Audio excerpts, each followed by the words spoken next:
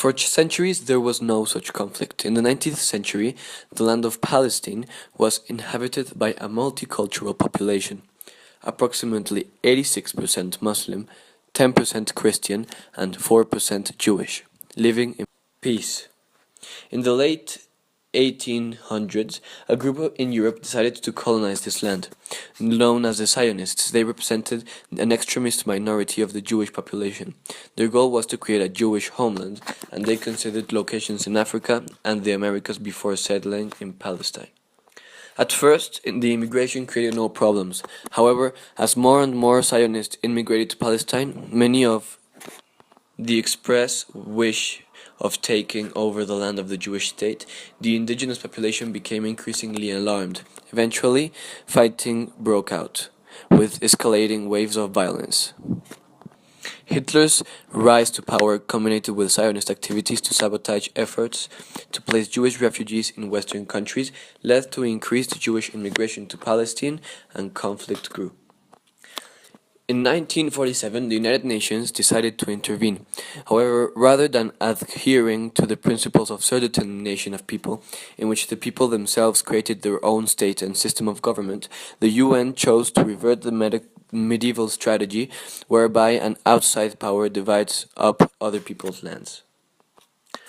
Under considerable Zionist pressure, the UN recommended giving away 55% of the Palestine to the Jewish, despite the fact that this group represented only about 30% of the total population and owned 7% of the land. While it's widely reported that the resulting war eventually included 5 Arab armies, less well known in the fact that throughout this war Zionist forces outnumbered all Arab and Palestinian combats combined, often by a factor of 2 to 3. Moreover, Arab armies did not invade Israel. Virtually all battles were fought on land that was to have been the Palestine state. By the end of the war, Israel had conquered 78% of Palestine. 750,000 Palestinians had been made refugees.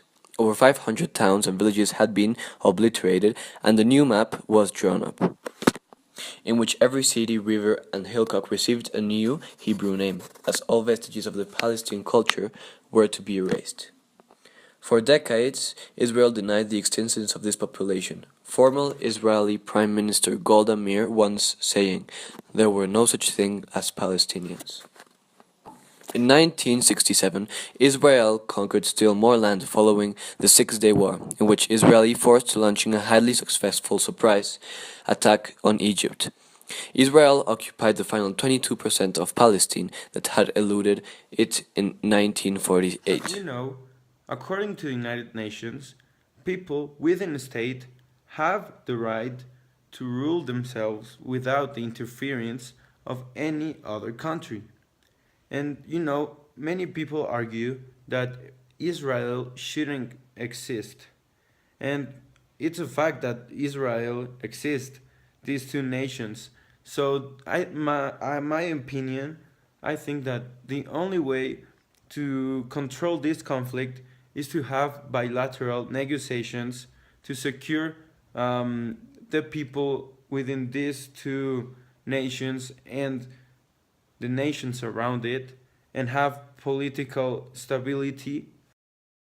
In my opinion, this is both a political and religious conflict because, as we know, the existence of the Israel state is due to find a place after World War I for the Jewish community to live in and to create a Hebrew nation with an ancestral claim to the lands of Prophet Abraham and King David. On the other hand, the Palestinians claim also to have an ancestral right to these lands. This is not a new conflict because, as we know, in the Bible it tells the story of a boy named David who defeated a giant Goliath, which was a Palestine soldier. On the political side, this conflict has grown through time thanks to the interference of Western nations who want more power in the Middle East to control their economic interest and have more worldwide power.